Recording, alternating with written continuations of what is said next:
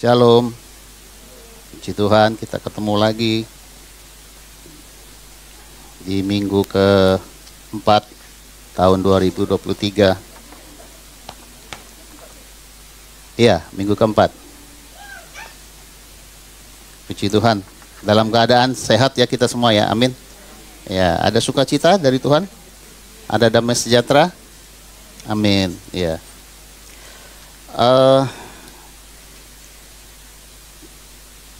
Sesuai dengan tema bulan ini yaitu persembahan hidup. Saya memberi tema untuk minggu ini adalah transformasi orang percaya.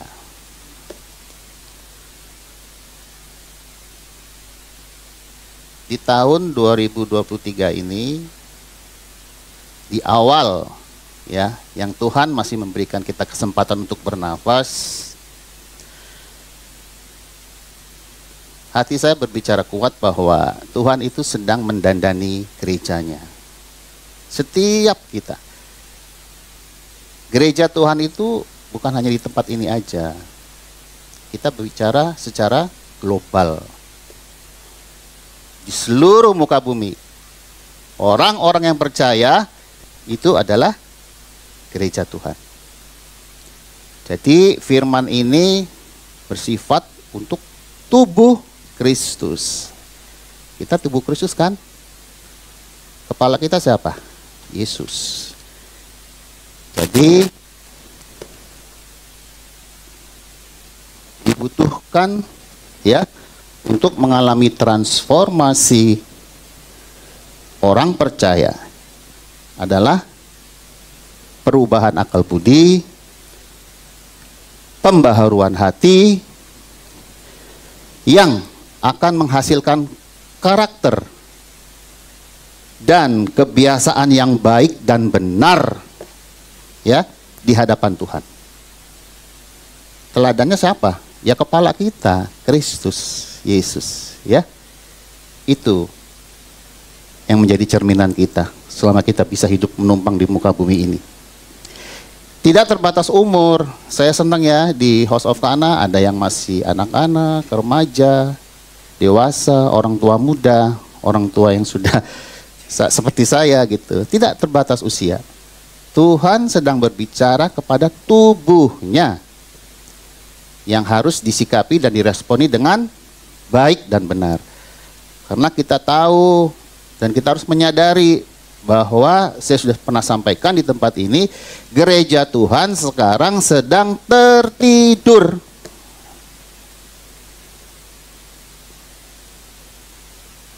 Perlu transformasi itu. Perlu nggak? Bahkan kalau saya mujak bukan perlu, harus. Kalau kita tidak mengalami transformasi yang tetap di dalam Tuhan, kita bisa dikategorikan 5 gadis bodoh yang tidak mengerti akan begitu dekat kedatangan Tuhan hari-hari ini. Tuhan itu sudah berdiri di ambang pintu. Lah, gerejanya kalau masih belum dipulihkan, belum dibersihkan, masih kotor, merupakan satu kejijikan buat Tuhan. Bagaimana dia mau menjemput mempelainya? Kalau gerejanya masih dalam keadaan tidak sama sekali memenuhi kriteria yang dari surga. Nah, untuk itu pagi hari ini saya bersyukur kita yang berada di House of Kana ya, bahwa kita mau mengalami transformasi sebagai orang percaya, tapi itu berupa perubahan yang tetap. Ya, di tahun 2023 ini kita awali bersama sebagai orang percaya harus mengalami transformasi hidup dan itu bersifat tetap adanya. Maksudnya tetap apa? Jangan setengah-setengah, jangan berubah-berubah. Ya, hari ini boleh bilang ikut Tuhan. Besok sudah lupa lagi ikut Tuhan. Jadi berapa pentingnya ada 3 langkah yang saya akan berikan kepada setiap kita, termasuk saya sebagai gereja Tuhan, untuk mendapatkan transformasi atau perubahan yang tetap, bersifat tetap yang dari Tuhan. Satu, kita lihat dari Filipi 2 ayat 5 sampai 8. Ini adalah poin pertama, cara untuk kita boleh mengalami transformasi sebagai orang percaya secara tetap. Saya ambil penekanannya aja ya, nanti kita sama-sama belajar lagi di rumah. Karena apa? Orang Kristen itu kesukaannya harus baca firman. Gak bisa ditawar. Kita ini ngomong pengikut Kristus, baca firman ogah-ogahan. Gak bisa, gak bisa. Ini sudah waktunya Tuhan membangunkan gerejanya dari yang tertidur. Harus mau. Paksa diri kita untuk baca firman. Kalau nggak mau dari perjanjian lama terlalu tebal, ya sudah dari perjanjian baru aja, dari Matius terus sampai Wahyu. Pasti nanti menjadikan satu kebiasaan yang baik buat kita. Holy habitation, menjadi kesukaan kalau kita sudah sering baca-baca firman. Ini penekanannya di ayat 7. Puji Tuhan. Ya. 3 langkah tadi ya, untuk kita boleh mengalami transformasi yang tetap di dalam Tuhan. 1, ini ceritanya Yesus. Ini tentang pribadi Yesus ya. Melainkan telah mengosongkan dirinya sendiri. Dan mengambil rupa seorang hamba dan menjadi sama dengan manusia. Kita tahu Yesus itu adalah Allah loh. Dia Allah mau turun ke dunia, punya satu visi yang mulia untuk menebus setiap kita umatnya. Tapi dikatakan penekanan di ayat 7 di Filipi 2 ini, mengosongkan diri. Nah, sekarang poin pertama untuk setiap kita pengikut Kristus sebagai gereja Tuhan, sebagai tubuh Kristus yang adalah Yesus kepala kita, sudah nggak sih kita mengosongkan diri? Penting ini ternyata mengosongkan diri. Ya, apa sih arti mengosongkan diri? Menurut firman, kata mengosongkan diri atau pengosongan diri itu adalah berasal dari kata kenosis. Ya, dia berarti mau mengosongkan dirinya atas kehendak dan keinginan dari diri sendiri. Kenapa saya bilang mulai dari diri sendiri? Karena Tuhan kita tidak pernah memaksa. Mau, ayo dipisahkan ke sini. Mau, nggak mau, minggir. Waktunya Tuhan sudah hari semakin sedikit untuk menyelamatkan gerejanya. Ini penyelamatan, hari penyelamatan sudah sangat dekat. Ya, saya sudah pernah bilang kan bahwa kita ini hidup bukan hanya di akhir zaman, tapi di penghujung akhir zaman. Sangat sedikit waktu yang tersisa. Jadi kita harus mengambil satu tindakan dari diri sendiri bahwa kita mau mengosongkan diri kita sepenuhnya dan mau, kenapa sih dikosongin? Supaya kehendak Allah saja yang boleh memenuhi kehidupan kita. Nangkep ya? Gitu. Biarlah kehendak Allah saja yang memenuhi kehidupan kita di dalam mengosongkan diri. Agar supaya apa? Seperti Yesus, dia sudah mengosongkan diri, dia taat, dikatakan. Taat sama siapa? Kehendak Allah Bapanya. Bahkan taat sampai mati. Finish strong. Kan di salib dia katakan, sudah selesai. Dia sudah tahu dia bahwa tugasku sudah selesai. Kok bisa? Ya itu tadi. Dia sudah mengosongkan dirinya, memenuhi kehendak Allah, kehendakmu yang jadi, bukan kehendakku, selesai di kayu salib, sudah selesai. Nah begitu pun dengan kita. Kita harus mau mengosongkan diri, ya, dengan tujuan untuk dapat menaruh pikiran dan perasaan yang terdapat dalam Kristus Yesus, yang hanya taat kepada kehendak Allah Bapa, ya, dengan cara merendahkan dirinya, ya, untuk dapat menyelesaikan tugas sampai selesai seturut dengan kehendak Bapa, bukan kehendak pribadinya Yesus. Gitu ya. Jadi sungguh merupakan suatu keharusan bagi saya pengajaran ini. Kita harus belajar hari-hari ini bagaimana kita mau mengosongkan diri di hadapan Tuhan. Kalau Tuhan Yesus mengambil rupa sebagai hamba, begitupun kita. Kita mau belajar untuk merendahkan diri di bawah tangan Tuhan yang kuat. Karena saya percaya bahwa tangan Tuhan yang kuat itu ada di setiap, di atas kepala kita sebagai anak-anaknya kita. Itu ada tangan Tuhan yang kuat di atas kepala kita. Merendahkan diri di bawah tangan Tuhan yang kuat, memiliki kerendahan hati seperti hati hamba, humble. Ya.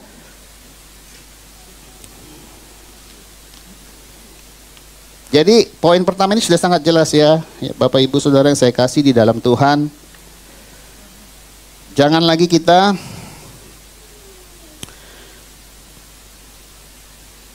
mempunyai pikiran, kehendak di dalam hidup ini yang akhirnya kita kedapatan belum mengosongkan diri di hadapan Tuhan. Ya. Sebagai ilustrasi begini. Air di gelas kalau sudah penuh ya, ini berbicara tentang keegoisannya kita. Kita belum mengosongkan diri kita. Nah, bagaimana Tuhan mau mengisi? Kalau itu hidup kita masih penuh dengan keegoisannya kita. Dengan akunya. Aku hambamu Tuhan. Oke, aku hambamu. Tapi jangan coba-coba untuk atur aku ya Tuhan. Aku masih mau melakukan apa yang menjadi kebebasan yang kau berikan kepada aku. Oh, nggak masuk. Nggak akan masuk. Gitu. Jadi bagaimana Tuhan dapat mengisi setiap hidup kita yang dikatakan orang percaya dengan kehidupan Allah ya. Sementara kita masih penuh dengan keakuan. Ya. Melakukan keinginan daging yang merupakan itu adalah terus terang ilah atau berhala bagi setiap kita yang melakukannya. Kan sudah jelas dikatakan. Keinginan daging itu bertentangan dengan keinginan roh. Nggak bisa bersatu itu. Gitu. Jadi betapa pentingnya kita harus mengerti bahwa itu tidak boleh terjadi dalam kehidupan kita. Ya. Kembali bagaimana Tuhan mau mengisi hidup kita kalau kita masih penuh dengan keegoisan di dalam menjalani hidup ini. Ya. Ambisi yang bukan dari Tuhan itu juga harus kita perhatikan ya. Seringkali kita memiliki satu ambisi yang sebenarnya itu hanya bersifat kedagingan, yang ujung-ujungnya adalah maut adanya. Ya. Nah, kalau kita masih melakukan hal-hal yang di atas ya, tidak pernah mau belajar untuk mengosongkan diri, itu sama juga kita hidup tanpa Roh Kudus. Padahal sebenarnya Roh Kudus itu sudah ada, dimateraikan dalam hidup kita. Itu nanti masuk di poin 3 ya, ini kan poin 1. Nah, itu sama juga kita mendukakan Tuhan loh, mendukakan Roh Kudus dalam hidup kita. Nah, sekarang ya, ada satu pengajaran bahwa himbauan seperti ini, kejarlah perubahan itu, kejarlah transformasi itu di dalam Tuhan. Karena apa? Dengan mengalami transformasi, apalagi itu perubahan yang tetap ya, kita ke depannya nanti kita akan melihat ya, seperti Yesus katakan bahwa engkau akan berbuah, bahkan itu bersifat lebat dan kekal adanya, tetap adanya. Iya, begitu. Jadi itu mengapa kita harus bisa mengosongkan diri di hadapan Tuhan. Nah, ada satu pernyataan yang dari Allah sendiri ya, untuk disampaikan ke gerejanya, kepada setiap kita yang percaya ya, yang harus kita ketahui ya. Mengapa orang percaya susah mengosongkan diri untuk Tuhan? Mengapa? Padahal kita ini kan sudah kepemilikan Kristus, sudah ditebus dengan lunas dengan harga yang mahal ya. Dan hidup yang kita jalani sekarang kan sesungguhnya bukan kita lagi yang hidup, melainkan Kristus yang hidup dalam kita. Tapi pada kenyataannya ya, kok kita ini susah mengosongkan diri untuk Tuhan. Nah, saya tuh mendapatkan seperti ini, satu pengajaran langsung ya dari Tuhan itu bahwa begini. Tanpa kita sadari ya, di lubuk hati yang terdalam, di dalam setiap kehidupan manusia, terlebih kita yang sudah ditebus ya. Ini introspeksi untuk diri kita masing-masing, bukan untuk orang lain. Di dalam hati yang paling bawah, itu Tuhan berbicara tentang lubuk hati kita, itu ternyata masih tertutup. Terkunci oleh siapa? Diri kita sendiri. Kita tidak pernah mau jujur sama Tuhan. apa yang menjadi selama ini yang tidak Tuhan suka sama kita. Nah, bagaimana sekarang Tuhan mau mengoperasi hati kita? Kan hati kita ini harus dibenahi. Harus dibenahi, nggak bisa nggak.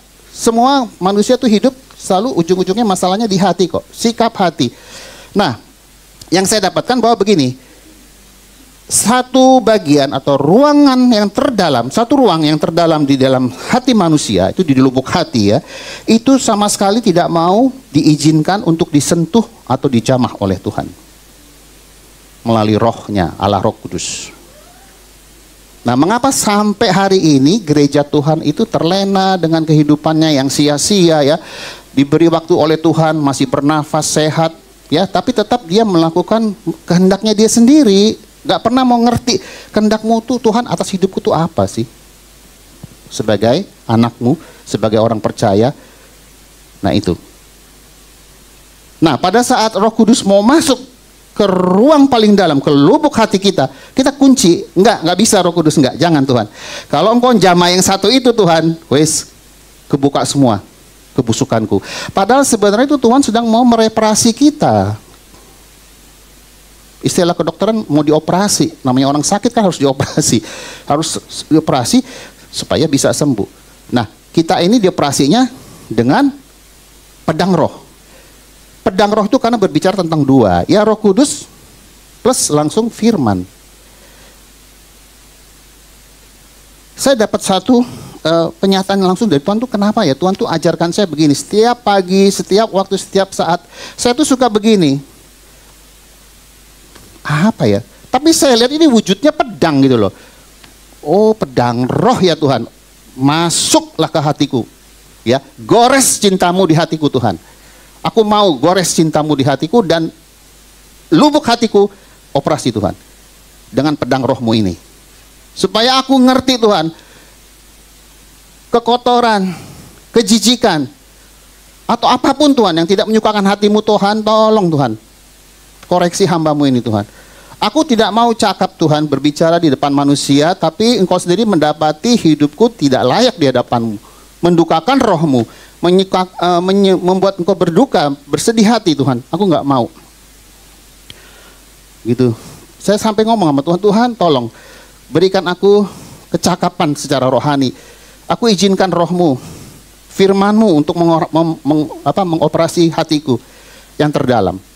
Karena saya dapat pengertian begini, Roh Kudus itu kan tempatnya di hati kita. Masa sih hati yang penuh dengan rongsokan, dengan kekotoran, kita kasih Roh Kudus tinggal di dalamnya.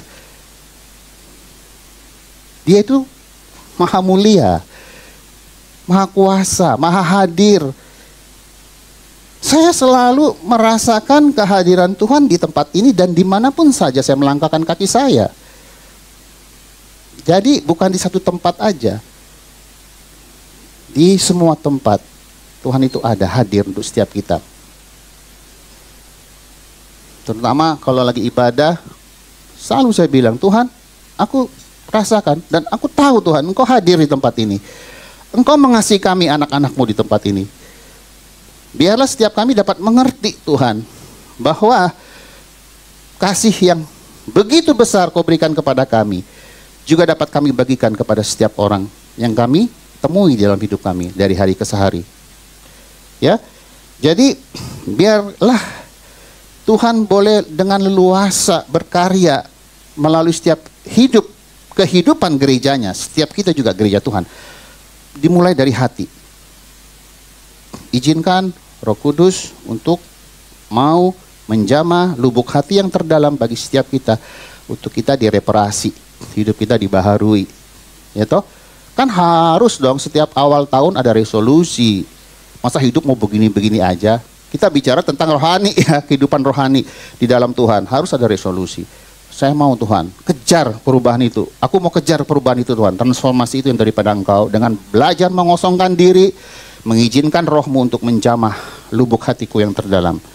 Untuk boleh Engkau Tuhan menelanjangi aku. Tidak ada yang tersembunyi. Apapun yang kita sembunyikan di hadapan Tuhan, Tuhan katakan, di hadapanku tidak ada yang tersembunyi, semuanya telanjang. Wes lah, orang dia yang ciptain kita kok, Masa sih Tuhan nggak tahu? Pasti Tuhan tahu kan? Nah, izinkan Tuhan untuk mengoperasi kehidupan rohani kita melalui hati. Dimulai dari heart, hati, kasih. Allah itu kasih. Bukannya di Allah itu ada kasih, bukan. Allah itu ya ada kasih gitu. Dia adalah kasih. Ya, jadi biarlah hati yang penuh dengan kekotoran ini, yang bisa dikatakan rongsokan, boleh diperbarui untuk Roh Kudus layak tinggal di dalam hati kita. Ya, nah itu poin pertama, harus belajar untuk bisa mengosongkan hati. Belajar ya sebagai orang percaya untuk tidak buta rohani maupun tuli rohani. Banyak gereja Tuhan tuh buta rohani dan tuli rohani, tidak melihat akan satu pengharapan besar di dalam kehidupan kita sebagai anak-anaknya ya, bahwa kemuliaan, lepas kemuliaan, terlebih untuk yang akan datang kehidupan kita di rumah Bapa nanti, itu besar. Jadi gini, kita ini sebenarnya spesial, kita ini sebenarnya berharga. Jadi jangan tertuduh lagi dengan suara-suara kamu apa. Wes, hari-hari kamu bisanya opo? Enggak. Bilang, aku spesial di mata Tuhan. Aku berharga di mata Tuhan. Tubuhku ini bait Allah. Roh Kudus ada di dalam hatiku. Hidup yang kujalani sekarang bukan aku lagi yang hidup, melainkan Kristus Yesus yang hidup di dalamku. Jadi mengerti bahwa melalui pemberesan hati, mengosongkan diri, percaya. Setiap kita yang selama ini sebagai gereja Tuhan, buta rohani ataupun tuli rohani untuk mendengar suara Tuhan, pasti akan dibukakan, dicelikan. Sebagai contoh, simpel aja, hari ini kita alami kok. Bu Ros, pre-service di sini. Apa yang Bu Ros lontarkan, itu bukan dari Bu Ros loh. Roh Kudus yang ada di dalam Bu Ros. Kok bisa dengan Pastor Sam masuk sama selaras? Kok bisa ini saya sudah siapkan dari awal Januari. Kok selaras? Jadi jangan anggap enteng. Di dalam Tuhan tuh nggak ada kebetulan. Semua sudah tertata rapi. Bagi orang yang tidak buta rohani, yang tidak tuli untuk mendengar suara Tuhan. Kegerakan roh itu sedang terjadi di mana-mana. Lah kalau kita nggak ngerti kegerakan roh, repot. Banyak jiwa-jiwa yang masih memerlukan pertolongan yang dari Tuhan melalui kita gerejanya. Ya, jadi udah mengosongkan diri, hati dibersihkan, yang buta dan tuli secara rohani akan terbuka. Ya, ini justru akan dapat menjadi berkat untuk kedepannya bagi tubuh Kristus. Ya, untuk kita ya, komunitas kita kan di sini akan dapat menjadi berkat satu sama lain. Nah, poin kedua, sekarang setelah kita mau belajar untuk mengosongkan diri, itu proses ya. Jangan terus hari ini dengar terus bisa langsung kosongkan diri, enggak. Memang proses kok, proses. Saya ngerti proses lah. Nah, makanya harus dimulai dari sekarang, karena proses itu waktunya lama. Enggak sehari dua hari, bisa mingguan, bulanan, bahkan tahunan untuk bisa mau mengosongkan diri. Dua, dari Lukas 10 sekarang Pak Hendro. Minta tolong Lukas 10. Tadi penekanannya di Efesus tadi mengosongkan diri ya Bapak Ibu. Sekarang poin 2 di Lukas 10 ayat 38 sampai 42. Tapi penekanannya adalah ayat 42 Pak Hendro. Ini kasusnya atau ceritanya maksud saya tentang Maria, Marta sama Lazarus. Kita lihat ya Marta gimana tuh. Sibuk. Oh, Yesus datang ke rumahnya mereka bertiga ini, Maria sibuk melayani. Wah, cari perhatian sama Tuhan Yesus, sibuk melayani. Tapi Maria, baca nih sama-sama. Tetapi hanya satu saja yang perlu. Ini loh Tuhan ngomong, satu aja yang perlu. Maria telah memilih bagian yang terbaik yang tidak akan diambil daripadanya. Dipuji Maria, padahal cuma duduk diam di bawah kaki Yesus. Nah itu kenapa maksudnya? Itu yang Tuhan haus hari-hari ini untuk gerejanya. Banyak membangun relasi dengan Tuhan. Bukannya kita nggak boleh membangun relasi dengan sesama, tidak. Utamakan dulu ini. Jangan seperti Marta, sibuk melayani, tapi dia tidak pernah mengerti kehendak Bapaknya di surga apa. Nah, kita bagaimana bisa mengerti kehendak Bapa? Ya melalui ini. Duduk diam di bawah kaki Yesus. Ini maksudnya tadi saya bilang. Kita akan dapat banyak pencerahan dan pengajaran dari Roh Kudus. Apa yang menjadi kerinduan Bapa kita akan tahu. Ya, jelas loh ini. Hanya satu saja Tuhan Yesus yang bilang kepada setiap kita gerejanya yang perlu. Ya, kita harus memilih seperti Maria. Memilih bagian yang terbaik, yaitu untuk duduk diam di bawah kaki Tuhan Yesus, mendengarkan ya apa yang menjadi kerinduan hati Bapa di surga hari-hari ini untuk gerejanya. Contoh, begini, orang yang nggak percaya ya, mereka juga mendoakan orang sakit kok. Kita jangan bangga. Aku sudah mendoakan orang sakit. Aku ke penjara. Mereka juga melakukan kunjungan penjara. Oh, aku memberi makan fakir miskin, yatim piatu, kunjungi lansia itu, panti jompo. Mereka juga lakukan yang belum kenal Yesus. Kita ini nggak ada hebat-hebatnya. Kalau sudah melakukan ini, jangan terus masa, wah, saya sudah ini, saya sudah itu. Atau saya deh, wah, sudah suka sharing firman apa, pikirin saya hebat. Enggak, kita ini semua nggak ada apa-apa di hadapan Tuhan. Ini kita semua cakap melakukan itu karena ada Roh Kudus yang memampukan kita untuk melakukan itu. Dan kita memiliki kekepekaan yang dari Bapa tadi. Dengan apa? Poin kedua ini, mengambil pilihan yang terbaik, banyak diam di kaki Yesus. Pada saat Tuhan memberikan satu perintah untuk melakukan, itu akan menghasilkan suatu kegerakan urapan yang luar biasa. Maksudnya gini loh, pada saat Adam diciptakan, ya itu beda kan dengan yang lainnya kan. Kalau yang lain kan jadilah terang, terang. Tanah tumbuhkan tumbuh-tumbuhan, tumbuh. Ikan hasilkan laut. Laut hasilkan ikan-ikan. Jadi, lah kalau Adam ini kan pada saat dia diciptakan kan dihembuskan. Gitu. Itu kan Zoe. Bicara tentang kehidupan Allah. Dihembuskan ke Adam. Nah, tapi pada saat mereka jatuh, ya Adam dan Hawa ke dalam dosa, kehidupan Allah itu sudah hilang. Citra Allah itu sudah rusak dengan dosanya si Adam dan Hawa. Tapi manusia Adam kedua, Yesus yang datang ke dunia, yang sesungguhnya dia adalah Allah juga, Allah sejati dan manusia sejati. Dia mengembalikan posisi itu. Citra Allah diperbaiki, dipulihkan. Begitupun Zoe tadi, kehidupan Allah itu kembali ke kita. Bagaimana sekarang orang bisa melihat kehidupan Allah di dalam kita kalau kita sendiri tidak pernah mau melakukan apa yang menjadi perintah-perintah Allah Bapa kita di surga. Nah, yang jadi masalah sekarang, gereja Tuhan ini kehidupan Allahnya nggak ada di dalam mereka. Jadi dunia ini kan sudah rusak dengan dosa ya. Kita ini kan anak-anak Allah membawa terang Kristus. Harusnya dimanapun tempat yang kita jalani, yang kita injak ini, itu harusnya kemuliaan Tuhan ada loh. Ya dong. Sekarang kan kehidupan Allah kan sudah dibalikin ke kita.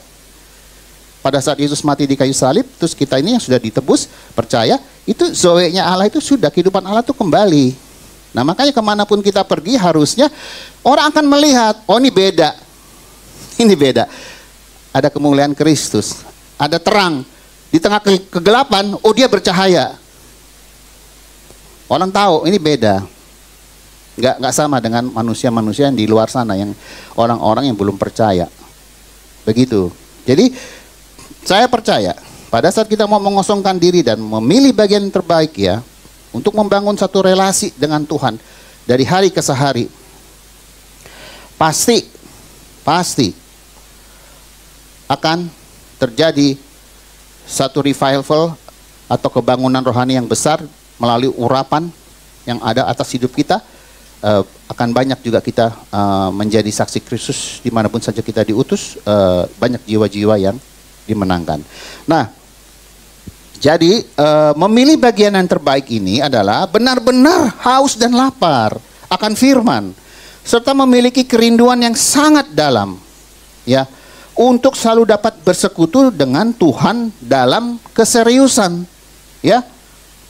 Di antaranya ya kita harus rajin membaca firman, merenungkan firman, memelihara firman itu, dan juga melakukan. Itu yang penting, ya. Di poin yang terakhir, melakukan, harus dong. Percuma kita udah baca, udah renungkan, sudah pelihara, tapi kita tidak mau menjadi pelaku. Ya. Alasannya pasti kita sudah tahu. Kenapa sih mesti firman? Karena ya firman yang memberikan kita hidup kok. Dia yang menopang kita hari-hari. Dan dia juga adalah yang membawa kita dari kebinasaan kekal masuk ke dalam keselamatan kekal. Ya.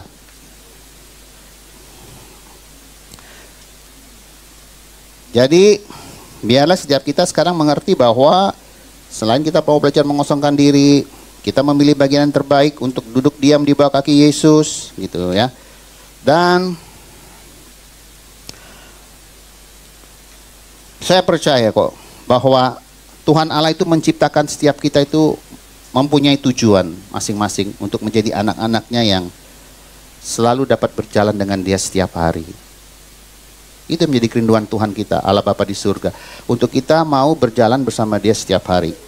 Ya, sebagai anak yang taat, dengar-dengaran, ya, sebagai sahabat firman atau kekasih firman-Nya yaitu Yesus, ya, dan juga sebagai murid yang sejati dari kepemimpinan Roh Kudus, untuk kita mau selalu melakukan tepat seperti yang Tuhan mau. Ya. Sempat juga saya dengar sedikit ya sharing atau khotbah dari Bu Lucy, itu benar adanya. Ini juga saya sudah ketik dari awal Januari bahwa Tuhan itu mau kita melakukan perintahnya itu adalah kasih, karena kasih itu di atas segalanya, ya. Kita lihat coba nih ke Yohanes 15, minta tolong. Yohanes 15 sampai diulang 2 kali ini. Yesus ngomong sama murid-muridnya. Ayat 12 Pak Endro.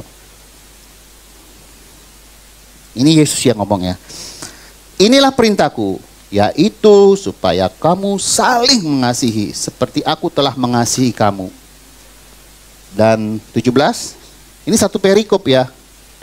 Diulang 2 kali. Inilah perintahku kepadamu, kasihilah seorang akan yang lain. Ini perintah. Kalau ada kata lah itu perintah, kasihilah itu perintah. Kalau kita nggak nurut perintahnya Tuhan, ya jangan ngaku anaknya Tuhan. Ini kan Allah Bapa yang memerintahkan melalui putranya Yesus Kristus Tuhan kita. Kasihilah, kasihilah. Sampai 2 kali di satu perikop Yesus ngomong bahwa pentingnya pelayanan kita selama kita ada di muka bumi ini, hidup berdasarkan kasih Allah. Terakhir, poin yang ketiga, kita masuk tadi setelah mengosongkan diri dan memilih bagian yang terbaik di bawah kaki Tuhan, ya, untuk dapat selalu bersekutu, membangun relasi dengan firman-Nya. Ya, ini tadi.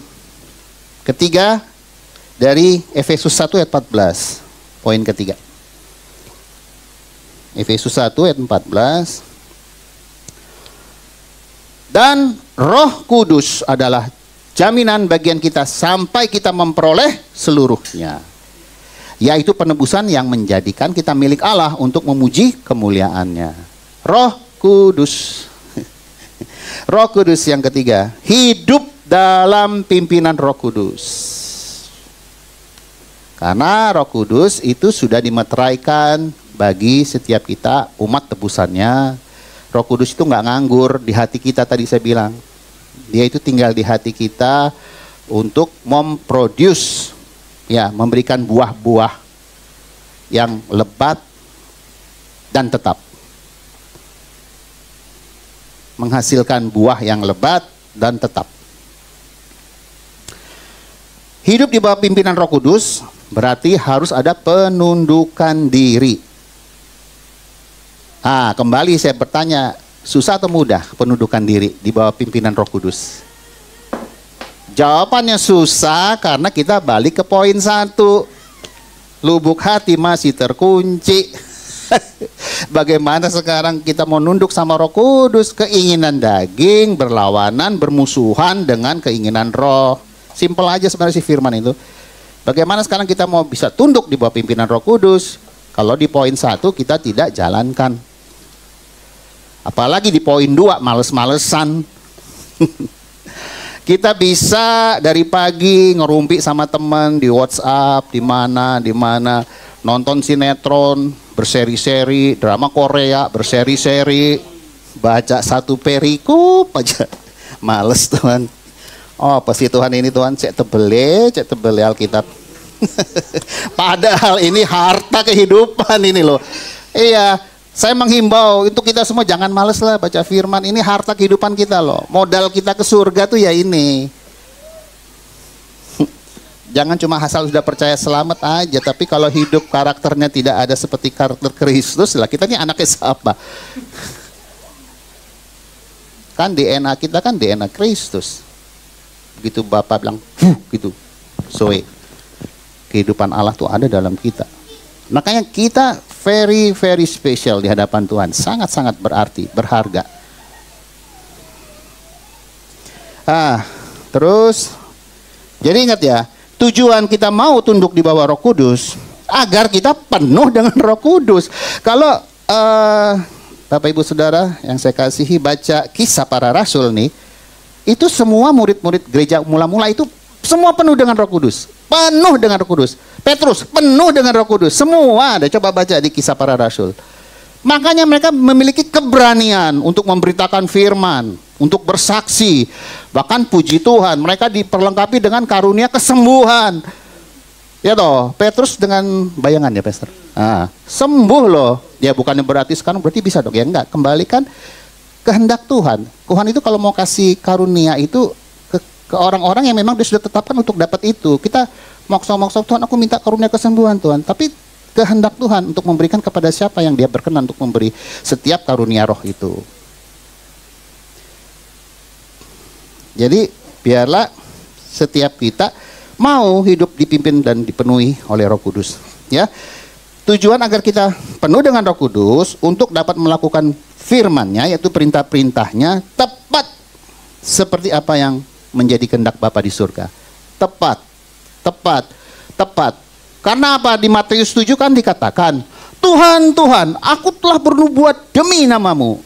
Aku telah mengusir setan demi namamu. Tapi apa? Segala macam yang dilakukan itu Tuhan bilang, anyahlah, aku tidak mengenal engkau. Karena engkau tidak melakukan apa yang menjadi kehendak Bapakku.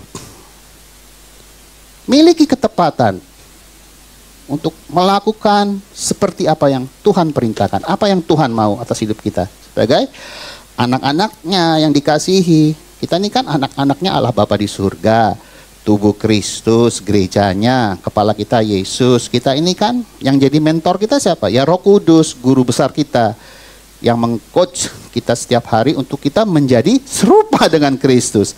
Kan House of Fana sudah memberikan berapa 2 tahun yang lalu mungkin ya, saya agak lupa, Christ likeness itu. Ayo dong, jangan dilewatkan. Ayo kita harus bisa bertumbuh seperti Christ likeness, serupa dengan Kristus. Ya, dipenuhi dengan Roh Kudus harus perlu. Karena apa? Dipenuhi dengan Roh Kudus itu berbicara tentang urapan dan kuasa untuk kita dapat melakukan perkara-perkara yang besar bersama Allah, seturut dengan kembali kehendak-Nya. Ya. Menjadi penutup, di mana tempat kita dapat mengalami transformasi? Di mana? Pujian awal dinyanyikan, Uros, hadirat-Mu. Saya dapat lagu, nanti kita akan nyanyikan bersama, itu pun di awal kemarin Januari, tentang hadirat Tuhan. Jadi di mana tempat kita dapat mengalami transformasi? Dalam hadirat-Nya. Ya. Bicara hadirat itu pernah saya ingat kok. Tahun lalu Pastor Gary sudah sampaikan di tempat ini. Apa sih arti hadirat itu? Itu adalah Kita sedang berhadapan muka dengan muka, face to face dengan Tuhan kita, Allah Bapa kita. Gak ada yang bisa ganggu kalau kita udah sedang menjalin kasih face to face ya dalam hadiratnya. Itu urapan turun, ya, hikmat turun, pencerahan firman turun, ya, hati dibersihkan, dikoreksi sama Tuhan. Apa yang masih merupakan yang menjadi ketidaksukaan bagi Tuhan dibersihkan. Itu luar biasa dalam hadirat Tuhan. Kita akan mendapatkan kekayaan rohani yang tidak pernah kita pikirkan sebelumnya, ya. Jadi arti hadirat adalah berhadapan muka dengan muka. Oh iya, saya juga ingat ini. Kita ini hidup karena di dua dimensi. Saya baru dapat juga. Kita ini hidup sebenarnya di dua dimensi, Bapak Ibu Saudara. Di alam roh sama di alam sekarang ini yang kita hidup di dunia. Tapi jangan salah alam roh ya. Kan sekarang kok banyak ya orang Kristen itu yang masih kesurupan, bisa disantet. Itu mereka masuk alam roh yang salah. So, kita harus masuk dimensi surgawi, alam rohnya Tuhan. Gimana caranya itu? Roh Kudus yang bawa kita ke alam roh. Saya dapat pengertian begitu pada saat saya nulis ini, mempersiapkan firman ini. Kita ini ternyata hidup di dua dimensi. Kita hidup di dua alam. Alam roh dan alam yang ada di dunia ini. Nah, bagaimana kita bisa menghadirkan atmosfer surgawi ya untuk turun di mana kita berada? Itu perlu Roh Kudus. Makanya kan ada orang kadang-kadang nggak apa tiba-tiba gitu. Nggak tahu kamu sedih ya? Enggak. Tapi kok tiba-tiba dia nangis spontan, dia sampai nggak berhenti sampai nangis itu yang suguk-suguk gitu loh. Itu sebenarnya Roh Kudus sedang, ayo terus aku ingin berurusan dengan engkau. Nah itu kan ada terjadi satu rekonsiliasi, pemulihan dengan Bapa di surga. Begitu ya. Jadi berbicara tentang urapan dan kuasa untuk dapat melakukan perkara-perkara yang besar, itu perlu Roh Kudus kita. Perlu Roh Kudus untuk melakukan itu. Seperti jemaat mula-mula di Kisah Para Rasul, ya. Nah, di dalam hadiratnya kita percaya itu pasti ada transformasi tetap bagi anak-anak yang dikasih Bapa. Tidak berubah kasihnya, perubahan itu tetap. Pertanyaan sekarang, berapa lama waktu kita yang sekarang kita mau berikan kepada Tuhan untuk kita dapat bersekutu dengan Dia di dalam hadiratnya, ya. Itu menjadi suatu PR buat kita di tahun 2023 ini. Biarlah menjadi suatu resolusi kehidupan rohani kita, boleh semakin kedapatan dewasa di hadapan Tuhan. Kita komit mau mengambil waktu untuk tinggal dalam hadiratnya, seperti di poin 2, duduk diam di bawah kaki Yesus, belajar firman, menggali dan merenungkan, akhirnya kita dapat melakukan dengan baik dan benar seturut dengan kekuatan dari Roh Kudus. Jadi kesimpulan bahwa poin 1 mengosongkan diri, poin 2 mengambil tempat yang terbaik, dan poin 3 tunduk di bawah pimpinan Roh Kudus, itu adalah 3 pribadi tadi. Poin 1 Allah Bapa, ya kan? Kita mengosongkan diri supaya kehendak Allah, kehidupan Allah itu ada di dalam kita. Mengambil bagian, memilih bagian yang terbaik itu bicara tentang firman, terus hidup dipimpin oleh Roh Kudus. Poin ketiga, ya bicara tentang Roh Kudus. Tritunggal, Allah Bapa, Putra, dan Roh Kudus. Ya, biarlah setiap orang percaya, gereja Tuhan, ya, jadilah pribadi yang memiliki transformasi atau perubahan tetap di dalam Dia, di dalam Tuhan. Ya, selagi waktu masih ada. Ya, alami secara pribadi perjumpaan dengan Tuhan dalam hadiratnya setiap hari. Itu menjadi kerinduan Allah Bapa kita. Agar hidup kita tidak menjadi sia-sia, melainkan dapat menyenangkan hati Tuhan, melakukan tepat seperti yang Bapa mau, dan dapat menjadi berkat bagi banyak orang atau sesama kita manusia. Itu aja firman-Nya. Tuhan memberkati kita. Kita pujikan lagu ya. Minta tolong pemusik sama. Tapi sebelum kita pujikan ini, saya mau doa sebentar ya, baru kita tutup dengan pujian ya. Saya undang bangkit berdiri ya, Bapak Ibu Saudara yang saya kasih.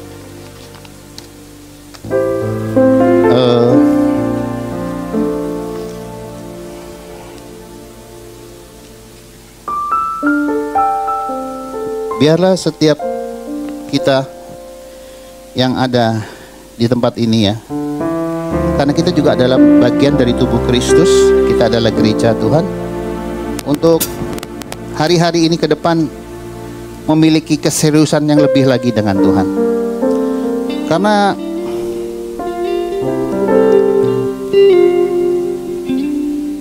kembali pada saat saya merenungkan firman-Nya, Tuhan berkata seperti ini, bahwa di hari-hari ke depan sana akan banyak orang yang percaya. Tuhan katakan ya, ini bukan yang di luar Tuhan loh.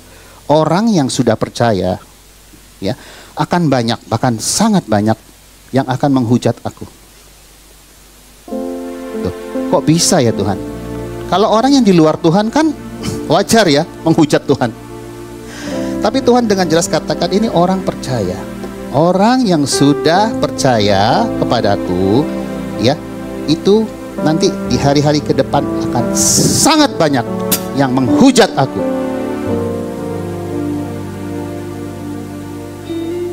Penting Bapak Ibu Saudara untuk kita membangun satu kerinduan yang besar kepada pemilikku yang telah menyelamatkan kita dari kebinasaan. Dia tidak sedang main-main.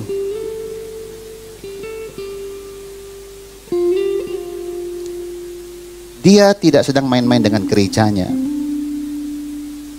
Tema tahun ini House of Kana tepat sekali. Holiness. Kita tahu, hendaklah engkau kudus karena aku kudus. Bagi anak-anaknya yang kudus, hidup dalam kekudusan firman-Nya, dia akan melihat aku, Tuhan katakan. Dia akan bertemu dengan aku. Bahkan lebih dari itu, Tuhan katakan, kita ini sudah tidak akan dianggap hamba lagi. Kita ini akan diangkat menjadi sahabat. Karena apa? Kita mengerti loh. Kita mengerti apa yang menjadi kerinduan Bapa kita di surga untuk hari-hari ini kita lakukan. Saya berdoa, Tuhan, jauhkan itu Tuhan dari keluarga House of Kana Tuhan. Karena Tuhan sudah katakan akan sangat banyak orang percaya yang menghujat aku. Berbahagialah kita yang hari-hari ini mengalami begitu banyak pencobaan, tekanan hidup. Itu justru mendewasakan kita di dalam Dia, agar kita tidak menjadi anak-anak gampang di hadapan Tuhan, agar kita kedapatan menjadi anak yang dewasa di dalam Tuhan dan tahu mengerti akan membalas kasih Bapa yang begitu besar dalam kehidupan kita. Kalau kita tidak pernah tahu cara menghormati Allah dengan benar, bagaimana kita dapat menyenangkan hati Bapa? Wong cara menghormati aja kita nggak tahu kok. Dia itu hadir di tempat ini, hadir di dalam setiap langkah kaki hidup kita. Jangan lagi dukakan hati Tuhan, jangan lagi dukakan Roh Kudus, karena saya percaya bahwa hari penyelamatan itu sudah sangat dekat. Tuhan peringatkan, jangan sampai kita menjadi 5 gadis yang bodoh,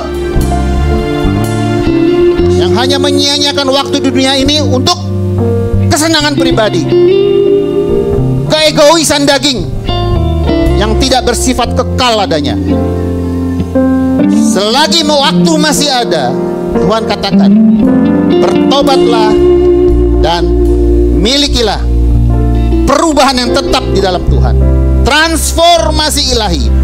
Karena kita tahu bahwa kehidupan Allah itu sudah dihembuskan dalam setiap kehidupan kita, anak-anaknya, yang bersifat kekal adanya. Biarlah setiap kita, dimanapun saja Tuhan tempatkan, dimanapun saja kita berada, kehidupan Allah itu jangan ditinggal di rumah, jangan ditaruh di dalam lemari, jangan dibawa. Kehidupan Tuhan itu dibawa. Bukan kita yang mengajak Roh Kudus untuk berjalan, tapi belajar katakan, Roh Kudus, pimpin aku, ajak aku untuk berjalan di jalanmu. tangkap ya, bukan berarti sekarang kita kalau jalan nih, oh Roh Kudus ada kok di dalam aku. Seolah-olah kita yang ngajak Roh Kudus gitu loh. Loh, yang tahu jalan tuh sopo? Cuma Tuhan yang tahu jalan kehidupan kita. Sekarang dibalik pikiran kita, akal budi kita, pembaruan akal budi. Sekarang kita katakan bahwa Roh Kudus, Engkau yang mengajak aku berjalan. Aku gak mau kalau Engkau berjalan bersamamu Roh Kudus. Aku gak mau Tuhan. Itu ujung-ujungnya pasti maut. Wes dah. Roh Kudus, sekarang aku mau belajar berkata, setiap langkah kakiku Engkau yang mengajak aku, bukan aku yang mengajak Engkau. Bukan. Renungkan firman Tuhan siang dan malam ya. Baca, gali, selidiki, renungkan. Setelah kita mendapat sesuatu yang dari Tuhan, merupakan kebangkitan roh bagi setiap kehidupan kita. Jaga itu dan pelihara firman itu, untuk kita dapat cakap melakukannya dengan kekuatan daripada Roh Kudus, dari Allah Bapa sendiri melalui rohnya. Tidak ada satupun manusia yang dapat membanggakan dirinya. Kita ini tidak lebih dari hembusan napas, nggak lebih. Justru karena ada Zoe, kehidupan Allah itu yang membuat kita berarti dan hidup di tengah-tengah dunia yang sudah rusak ini, penuh dengan kegelapan. Biarlah transformasi Allah sungguh nyata, ya Tuhan, atas gerejamu di tempat ini, agar dimanapun saja kami berada, kami membawa terang Kristus di tengah-tengah kegelapan, di tengah-tengah kerusakan yang ada. Kami membawa pemulihan untuk mereka, pemulihan daripada Engkau ya Bapa. Karena kami percaya Engkau sanggup Tuhan, yang tidak ada menjadi ada, yang tidak baik menjadi baik, bahkan sempurna adanya di hadapan-Mu. Terima kasih Tuhan, terima kasih. Terima kasih. Ajar kami untuk saling mengasihi Tuhan, karena itu adalah merupakan perintah utama yang daripada Engkau sendiri ya Bapa. Kasih, saling mengasihi. Tidak dengan kemunafikan Tuhan, tidak dengan kemunafikan. Karena Engkau berkata tidak ada satupun yang tersembunyi di hadapan-Mu. Semuanya telanjang Tuhan. Kami butuh kasih itu Bapa. Kasih-Mu Bapa, kasih-Mu yang tidak akan pernah berkesudahan dalam hidup kami. Biarlah itu ada tercipta di tempat ini Tuhan. Karena kami sungguh menyadari Engkau hadir dan selalu ada untuk kami. Besar kasih setiamu atas gereja ini Tuhan. Kami mau melihat adanya keubahan dan perubahan ke depannya ya Tuhan, bahwa tempat ini akan dipenuhi oleh jiwa-jiwa yang haus dan lapar akan Kau dan tidak tertidur. Bangkitkan gairah kami, bangkitkan cinta kami kepadamu ya Tuhan. Biarlah api rohmu saja yang boleh membakar setiap hati kami. Selidiki Tuhan sampai lubuk yang terdalam setiap hati kami di tempat ini. Dan kami mau berurusan dengan Engkau Tuhan, agar kehidupan kami sungguh-sungguh dipulihkan dan dapat menjadi berkat bagi banyak orang, dan hati-Mu disukakan dan disenangkan. Terima kasih Bapa. Terima kasih untuk rekan-rekan sekerja Allah yang ada di tempat ini. Ajar kami itu dapat bergandengan tangan satu sama lain, menciptakan suasana surgawi, baik di tempat ini maupun di dalam kehidupan kami sehari-hari, dimanapun saja kami berada. Baik pekerjaan, studi, terlebih kehidupan rumah tangga. Ada keharmonisan ilahi yang dari surga turun atas kami.